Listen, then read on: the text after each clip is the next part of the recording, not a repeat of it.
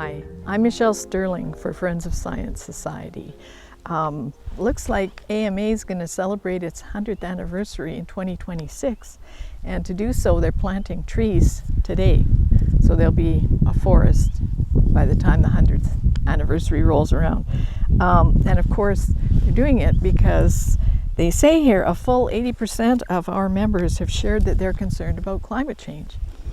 They're planting a centennial forest that will remove an average of 100,000 metric tons of carbon dioxide from the atmosphere, roughly equivalent to the annual emissions of more than 20,000 vehicles. So I think there's about 5 million vehicles in Alberta. It's a pretty big number, and a lot of them are insured by AMA because they're a great organization. They're fantastic. But it is kind of ironic that this is sort of equivalent to taking X amount of vehicles off the road when AMA's whole organizational mandate is keeping cars on the road, and RVs and trucks and you name it. Anyway, they're a great organization. But I want to contest this. It says a full 80% of our members have shared that they're concerned about climate change. I was in a meeting this week, and I mentioned this to the people at the meeting, and all of them were AMA members, and none of them were concerned about climate change. So they thought that was kind of ironic. Now, the other thing about tree planting, although it sounds like they have a good organization that they're working with, and that they have people who will monitor the trees and make sure that they grow well and all that, what our forestry consultant has told us is that in these tree planting programs, there's probably about a 30% failure rate in the first year. And if you remember last fall, I planted this little tree to replace this fellow that was blown down in the big storm. When I put him in the ground, it was all green.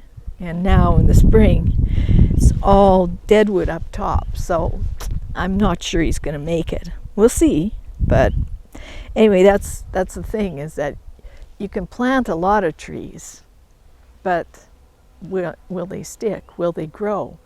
And really this whole tree planting phenomenon, I mean, it's a social contagion. For instance, apparently if you buy an Avon bra, they'll plant a tree for you.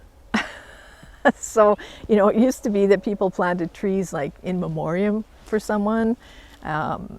Occasionally would plant something special to remember a special person by. Now it seems like all kinds of organizations are trying to pretend that they don't have a business that has emissions. And, the federal government's GHG inventory report just came out, and I saw a headline in the National Observer that said, oil and gas and transportation are still the main blocks to reducing emissions in Canada. And a friend sent a note which I thought was just perfect, actually. It's modern day life which is the block to reducing emissions. Because if we take away oil and gas and transportation, then we'll be living in caves. Society functions well because we have an abundance of oil, gas, and coal in Alberta and in Canada. This is what powers our society. Yes, our electrical grid compared to other countries is quite clean. A lot of it's hydro, but you can't make a hydro dam without oil and gas, right? And you can't run society without it. So, happy tree planting to everyone, but realistically, oil and gas run societies.